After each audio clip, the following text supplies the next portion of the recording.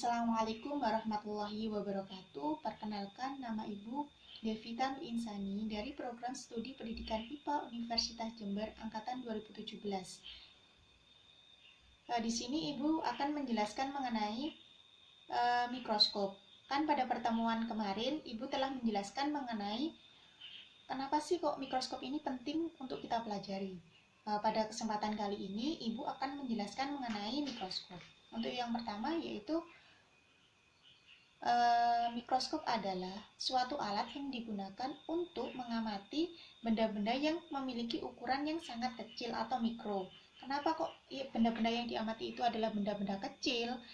Karena benda-benda tersebut tidak dapat diamati dengan mata telanjang, yaitu dengan secara kasat mata.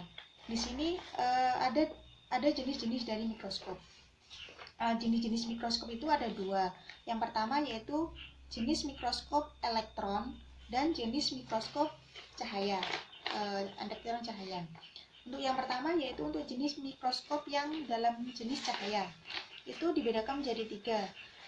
Ada yang namanya monokuler, kemudian binokuler, sama trinokuler.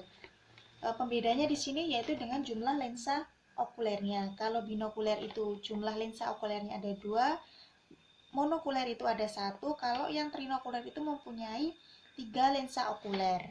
Selanjutnya yaitu Ibu akan menjelaskan mengenai bagian-bagian dari mikroskop beserta kegunaannya. Untuk yang pertama yaitu Ibu akan memulai untuk pembahasan yang dimulai dari paling atas sendiri, yaitu lensa okuler. Kenapa dinamakan dengan lensa okuler? Lensa okuler ini merupakan suatu lensa yang digunakan untuk mengamati objek. Tepatnya, lensa okuler ini terletak pada bagian atas, yaitu dekat dengan mata kita. Kemudian ada yang namanya tabung mikroskop. Nah, tabung mikroskop ini kegunaannya apa? Kegunaannya untuk menghubungkan antara lensa okuler dengan lensa objektif.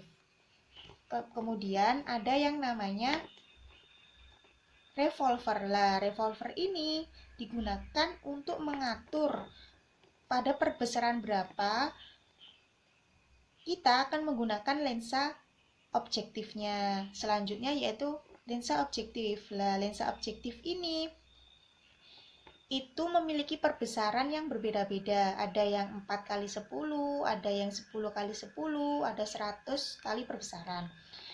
Lah, fungsinya apa? Fungsi dari lensa objektif ini itu merupakan lensa yang letaknya dekat dengan objek yang akan kita amati. Di sini itu untuk memperbesar bayangan objek yang akan kita amati. Selanjutnya yaitu ada yang namanya lengan mikroskop. Lah, lengan mikroskop ini itu tujuannya yaitu digunakan untuk memegang atau memindahkan mikroskop. Selanjutnya yaitu penjepit mikroskop. Fungsinya untuk menjepit agar objek yang kita amati itu tidak lari ke sana kemari. Jadi fokusnya itu ke bagian sini sama sini. Selanjutnya yaitu tabung mikroskop. Tabung mikroskop ini itu maksudnya yaitu meja mikroskop. Meja mikroskop ini itu digunakan sebagai tempat di mana objek akan diletakkan.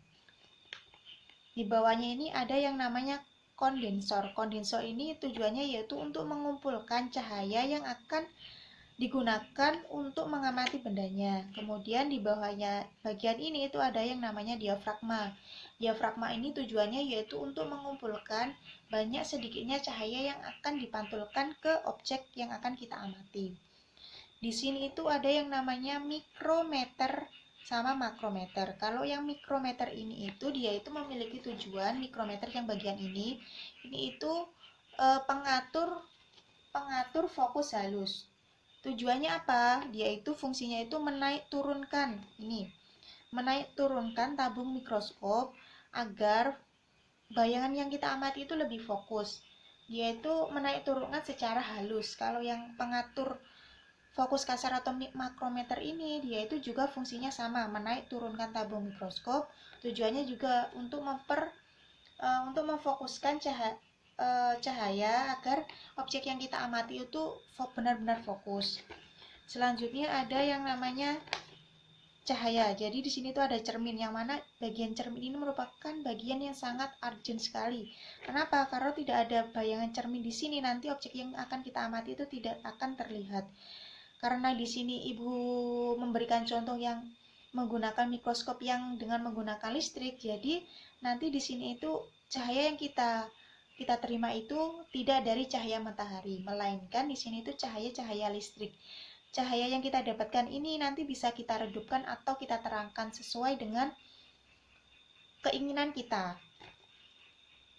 Untuk yang terakhir yaitu ada yang namanya kaki penyangga. Nah, kaki penyangga ini fungsinya yaitu untuk menyangga agar mikroskop ini itu tetap berdiri kokoh.